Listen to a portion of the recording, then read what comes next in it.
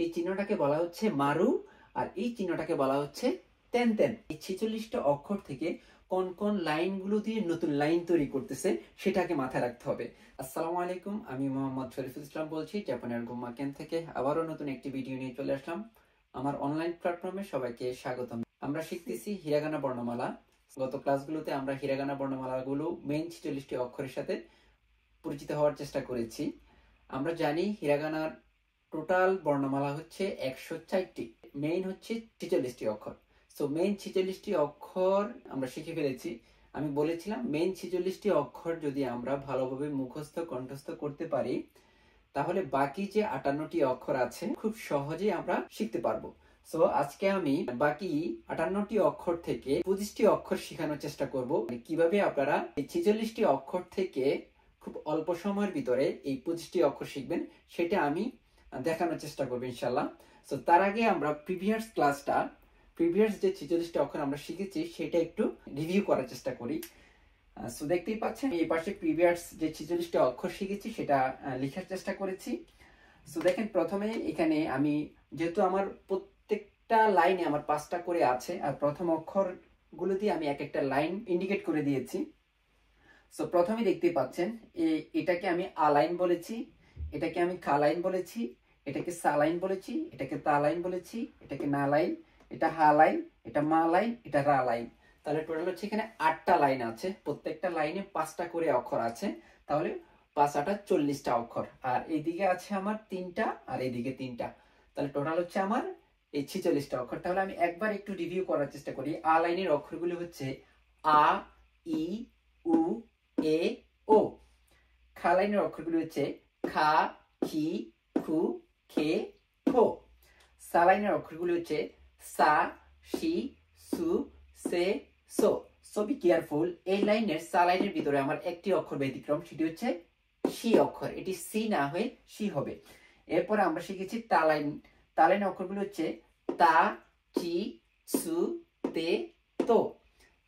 এই লাইনের ভিতরে আমার 2টি অক্ষর ব্যতিক্রম পেয়েছি, একটি হচ্ছে চি আর একটি হচ্ছে সু। সো বি কেয়ারফুল, এই দুটো আমাকে মাথায় রাখতে হবে। এরপর হচ্ছে না লাইনের অক্ষরগুলো না, নি, নু, নে, নো। এরপর হচ্ছে হা লাইনের অক্ষরগুলো হা, হি, ফু, হে, হো। এই লাইনের ভিতরে হা লাইনের ভিতরে আমি একটি অক্ষর ব্যতিক্রম পেয়েছি, সেটা হচ্ছে ফু। এটা হু না হয়ে এটা হবে ফু। এরপর শিখছি, এরপর হচ্ছে মা লাইনের অক্ষরগুলো মা, মি, মু, মে, মো। এরপর হচ্ছে রা লাইনের অক্ষরগুলো রা, রি, রু, রে, রো। এই ছিল আমার 5 8 40টি অক্ষর। এরপরে আমরা খুচরা যেই অক্ষরগুলো শিখেছি বাকি 6টা, সেটা হচ্ছে ইয়া, ইউ, ইয়ো, ওয়া, ও, এই ছিল আমার টোটাল 46টি অক্ষর। আশা করি ইনশাআল্লাহ আপনারা এই 46টি অক্ষর ভালোভাবে সবগুলি অক্ষর প্রোনাউন্সিয়েশন থেকে শুরু করে লেখার পদ্ধতি কিভাবে লিখতে হয় সেটাও আমি দেখানোর চেষ্টা করেছি। আশা করি আপনারা ভালোভাবে এই 46টি অক্ষর ভালোভাবে রপ্ত করেছেন। সো এখন আমরা শিখব এই 46টি অক্ষর থেকে আমরা আজকে নতুন করে 25টি অক্ষর শেখার চেষ্টা করব। ইভেন খুবই সহজ। আপনারা চাইলে আমি দেখানোর পর 1 মিনিটের ভিতরে আপনারা এই 25টি অক্ষর শিখে ফেলতে পারবেন ইনশাল্লাহ। সো তাহলে আমরা 25টি অক্ষরের সাথে আজকে পরিচিত হওয়ার চেষ্টা করি কিভাবে 25টি অক্ষর এই 46টি অক্ষর থেকে তৈরি করেছে। ফার্স্ট অফ অল আমার একই দিকে দেখতেই পাচ্ছেন আমার এখানে একটা গোল বৃত্তকার একটা চিহ্ন আমি দিয়েছি রেড কালারের। এই চিহ্নটা সাথে আমরা পরিচিত হওয়ার চেষ্টা করি। এই চিহ্নটাকে ওরা বলেছে, এই চিহ্নটার নাম হচ্ছে মারু। এই যে গোল বৃত্তাকারের যে চিহ্নটা, এটার নাম হচ্ছে মারু। এরপরে দেখেন আমি এদিকে দুটো দাগ দিয়েছি, ঠিক আছে, দুটো দাগ দিয়েছি। এই দুটো দাগকে বলা হচ্ছে তেন তেন। তাহলে আমরা কি শিখলাম? এটাকে বলা হচ্ছে মারু। এই চিহ্নটাকে কি বলা হচ্ছে? মারু। আর এই চিহ্নটাকে বলা হচ্ছে তেন তেন। এই দুটো চিহ্ন অবশ্যই আমাকে কি রাখতে হবে? মাথায় রাখতে হবে। এই চিহ্নটাকে আমার মারু বলা হয়, এই চিহ্নটাকে আমার তেন তেন বলা হয়। এই দুটো চিহ্ন দিয়েই আমরা এখান থেকে 25টি অক্ষর মেক করব। তাহলে আমি দেখতেই পাচ্ছেন অলরেডি আমি এখানে লিখে রেখেছি যে এই পাশের কোন কোন লাইনগুলি দিয়ে আমরা নতুন অক্ষর তৈরি করব সেটা আমি এখানে লিখে রেখেছি। সো চলেন তাহলে আমরা পরিচিত হওয়ার চেষ্টা করি। দেখতেই পাচ্ছেন এটা হচ্ছে একটা কা লাইন। এই কা লাইন দিয়ে নতুন একটি লাইন তৈরি করব।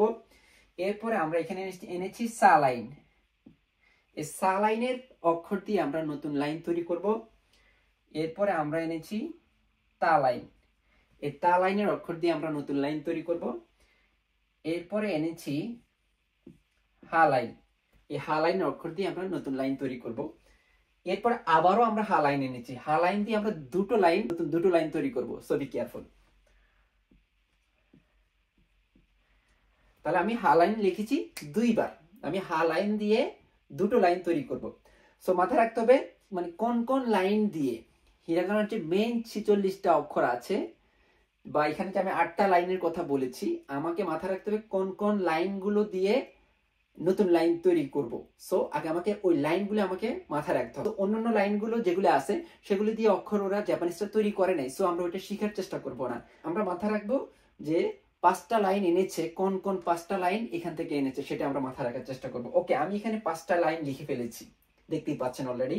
এখন আমি এই লাইনগুলোর উপরে এই যে দুটো চিহ্ন আছে, কোন কোন চিহ্নটা দিচ্ছি, কোন কোন লাইনের উপর কোন কোন চিহ্নটা দিচ্ছি, ওই চিহ্নটা দেওয়ার পরে আমার ওই লাইনগুলোর কি হয়ে যাবে, নাম চেঞ্জ হয়ে যাবে। ওই লাইনগুলোর কি চেঞ্জ হয়ে যাবে, নাম চেঞ্জ হয়ে যাবে। সাপোজ দেখেন এখন যে বর্তমানে যে লাইনগুলো আছে, এটা হচ্ছে কালাইন, এটা হচ্ছে সালাইন, এটা হচ্ছে তালাইন, এটা হালাইন, এটা হচ্ছে হালাইন। এটা হচ্ছে বর্তমান চিত্র। ঠিক আছে, দেখেন একটু পরে আমি এখন এই চিহ্নটা ব্যবহার করব। কোন চিহ্নটা ব্যবহার করব, এই যে তেন চিহ্নটা ব্যবহার করব। আমি এখন এই তেন চিহ্নটা ব্যবহার করব। তেন চিহ্নটা ব্যবহার করব হচ্ছে দেখেন কালাইনের উপরে। তাহলে কালাইনের প্রত্যেকটা অক্ষরের উপরে আমি কি দিয়ে দিলাম, তেন দিয়ে দিলাম। দেখেন যখন আমি এটার উপরে তেন দিয়ে দিব তখন সেটা কালাইন কিন্তু নেই। দেখেন এখানে কালাইনগুলো কিভাবে আছে আর এখন এখানে কিভাবে আছে, পরিবর্তন দেখতে পাচ্ছেন? অবশ্যই পরিবর্তন দেখতে পাচ্ছেন। আমি এক্সট্রা কি অ্যাড করেছি, এখানে তেন অ্যাড করেছি। যখন তেন অ্যাড করে দিব তখন আর সেটা কালাইন থাকবে না, তখন আর সেটা কি থাকবে না, কালাইন থাকবে না, তখন সেটা হয়ে যাবে গালাইন। কি লাইন হয়ে যাবে, গালাইন। সো যদি গালাইন হয়ে যায় তাহলে আমার ছন্দ অনুসারে প্রত্যেকটা অক্ষর কি হবে, প্রনাউন্সিয়েশন হবে। এটা হবে গা, এটা হবে গি, এটা হবে গু, এটা হবে গে, এটা হবে গো।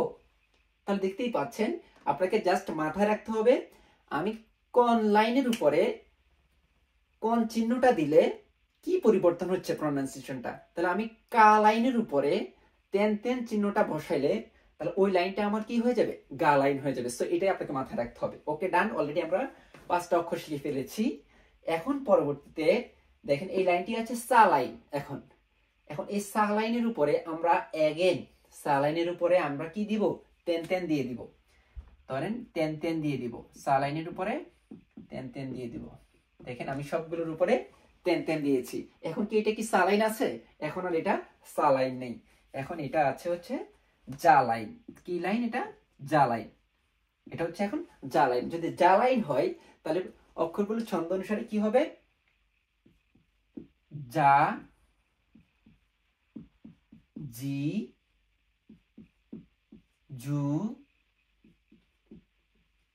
জে, জো। জা, জি, জু, জে, জো। তাহলে খুবই সিম্পল। আমাদের কি মনে রাখতে হবে যে সা লাইনের উপরে তেন দিলে সেটি জা লাইন হয়ে যায়। ওকে ডান। এরপরে আমরা শিখব তা লাইনের অক্ষর দিয়ে কিভাবে নতুন আরেকটি লাইন তৈরি করে। দেখেন এখন তা লাইনের উপরও আমরা কি দিব, সে তেন চিহ্নটা বসাই দিব। তা লাইনের উপরেও কি দিয়ে দিব, তেন চিহ্নটা আমরা বসাই দিব। যখন আমরা তা লাইনের উপর তেন দিয়ে দিব তখন কি আর সেটা তা লাইন থাকে, তখন আর সেটা তা লাইন থাকে না, তখন সেটা হয়ে যাবে দা লাইন। কি লাইন হবে, দা লাইন। তাহলে দা লাইন যদি হয় তাহলে আমার পরবর্তী অক্ষরগুলি কি হবে ছন্দ অনুসারে, দা, দি, দু, দে, দো। এটাই তো হওয়ার কথা ছিল, তাই না? কিন্তু না, এখানে আমার দুইটি অক্ষর ব্যতিক্রম। দুইটি অক্ষরের প্রনাউন্সিয়েশন কি আসবে, ব্যতিক্রম আসবে। কোন কোন দুইটি অক্ষর সেটি আমি একটু বলে দিচ্ছি। এই যে অক্ষরটি আর এই অক্ষরটি, ঠিক আছে? তাহলে আমার এই অক্ষরটার প্রনাউন্সিয়েশন হবে দা, এই অক্ষরটার প্রনাউন্সিয়েশন হবে জি থাকবে, এই অক্ষরটার প্রনাউন্সিয়েশন জু হবে। আমি আলোচনা করতেছি। এটা হবে কি দে, দে, আর এই অক্ষরটা হবে দো। তাহলে দেখেন আমি বলেছিলাম যদি তা লাইনের উপর যদি তেন তেন দিই তাহলে ওই লাইনটা হয়ে যাবে দা লাইন। ছন্দ অনুসারে আমার প্রনাউন্সিয়েশন হওয়ার কথা ছিল দা, দি, দু। এখানে আমার কি হচ্ছে দি আর দু হওয়ার কথা ছিল, এটা দি আর দু না হয়ে এটা কি হচ্ছে জি আর জু। তাহলে ছন্দ এখানে ব্রেক করছে, ব্রেক করে দেন আবার আগের ছন্দে ফিরে আসছে দে, দো। সো আমাকে মাথায় রাখতে হবে এখানে এই চি আর চু এর উপর যখন আমরা তেন তেন দিয়ে দিব সেটা দি আর দু হবে না, সেটা হবে কি জি আর হচ্ছে জু। এখন আপনার একটা প্রশ্ন থাকতে পারে যে স্যার আমরা এখানে এই উপরের লাইনে, এর আগে উপরের লাইনে যা লাইনে আমরা একটা অক্ষরের প্রনাউন্সিয়েশন শিখছি জি, আবার আরেকটা অক্ষরের প্রনাউন্সিয়েশন জু, তাহলে এখানে এই উপরে এটাও একটা জি হয়ে গেছে, এটাও একটা জি, প্রনাউন্সিয়েশন দুটাই সেম কিন্তু লেখার ধরন ভিন্ন। আবার এখানে একটা অক্ষর জু আছে, আবার এখানে একটা অক্ষর জু আছে, প্রনাউন্সিয়েশন সেম কিন্তু লেখার ধরন ভিন্ন। এটা কেন আপনাদের একটা প্রশ্ন থাকতে পারে। আমি বলবো দেখেন আপনারা যে প্রথমে যে জি আর জু আছে এই দুইটা অক্ষরের ব্যবহার আমরা শিখবো N5 লেভেলে। দেখবেন এই দুইটা অক্ষর দিয়ে আপনি N5 এ প্রচুর ভোকাবুলারি পাচ্ছেন প্র্যাকটিক্যালে। আর এই জি আর এই জু এর ব্যবহার আমরা N5 এ সাধারণত এই দুইটা অক্ষর দিয়ে আমরা ভোকাবুলারির ব্যবহার পাবো না। এই দুইটার ভোকাবুলারির ব্যবহার পাবো হচ্ছে N4 লেভেল থেকে, N4 লেভেল থেকে। সো ঘাবড়ানোর কোনো কিছু নেই। N5 এ সাধারণত অনেকেই শিখে, আবার অনেকেই এই দুইটা শিখে না। আমি বলবো আপনারা শিখে রাখেন, শিখতে তো লস নেন। দুইটা অক্ষর মানে 104টা টোটাল অক্ষর, সো আপনি 102টা অক্ষর শিখতে পারবেন। আর দুইটা অক্ষর কেন শিখতে পারবেন না? আমার ব্যবহার নাই ঠিক আছে N5 এ, কিন্তু আমার N4 থেকে তো ব্যবহার আছে। সো জেনে রাখা ভালো। আশা করি ইনশাআল্লাহ আপনারা বুঝতে পারছেন। ওকে, এরপরে আমরা শিখবো হা লাইনের অক্ষরগুলো। দেখেন হা লাইনের অক্ষরগুলো অলরেডি দেখতেই পাচ্ছেন, এটা একটা হা লাইন। হা লাইনের উপরও আমরা কি দিয়ে দিব? তেন তেনটা দিয়ে দিব। দেখেন হা লাইনের উপরও আমরা কি দিয়ে দিব? তেন তেন দিয়ে দিব। ওকে, এখন আমরা হা লাইনের উপর তেন তেন দিয়ে দিয়েছি, তাহলে এটা কি এখন হা লাইন আছে? এখন আর এটা হা লাইন নেই, এখন এটা হয়ে গিয়েছে বা লাইন। কি লাইন হয়ে গিয়েছে? যখন আমরা হা লাইনের উপর তেন তেন দিব তখন সেটা কি হয়ে যাবে? বা লাইন হয়ে যাবে। প্রনাউন্সিয়েশন গুলি হবে বা, বি, বু, বে, বো। খুবই সিম্পল জিনিস। তাহলে বা, বি, বু, বে, বো। তাহলে দেখেন আমরা অলরেডি 4 5 20টা অক্ষর শিখে ফেলেছি। কোন চিহ্নটা দিয়ে? তেন তেন চিহ্ন দিয়ে 20টা অক্ষর শিখে ফেলেছি। তাহলে এখনো কিন্তু আমরা মারু দিয়ে এখনো একটা লাইনও আমরা শিখতে পারি নাই। তাহলে এখন সর্বশেষ যে লাইনটা আছে সেটাও কিন্তু হা লাইন। এই আরেকটা হা লাইন দিয়ে জাস্ট অনলি মারু দিয়ে একটি লাইন তৈরি করছে। আমরা হা লাইনের উপরে কি দিয়ে দিব? মারু দিয়ে দিব। মারু দিয়ে মাত্র একটি লাইন তৈরি করে। দেখেন আমরা যখন হা লাইনের উপরে মারু দিয়ে দিব তখন আর সেটা কি হা লাইন থাকে না, তখন এটা হয়ে যাবে পা লাইন। কি লাইন হয়ে যাবে? পা লাইন হয়ে যাবে। তখন সেটা কি হয়ে যাবে? পা লাইন। তাহলে পা লাইনের অক্ষরগুলো কি কি হবে? প্রনাউন্সিয়েশনটা কি হবে? একটা হচ্ছে পা, একটা হচ্ছে পি, পু, পে, পো। পা, পি, পু, পে, পো। তাহলে দেখেন আমরা হা লাইন দিয়ে 3টি অক্ষর তৈরি করেছি। একটা হচ্ছে তেন তেন মারু ছাড়া, সেটা হচ্ছে হা লাইন 40টা থেকে। এরপর আরেকটা হচ্ছে হা লাইনের উপর আমরা যখন তেন তেন দিব তখন সেটা হয়ে যাবে বা লাইন। আবার যখন আমরা হা লাইনের উপরে কি দিব? মারু দিব, তখন আমরা সেটা ওই লাইনটা হয়ে যাবে কি? পা লাইন।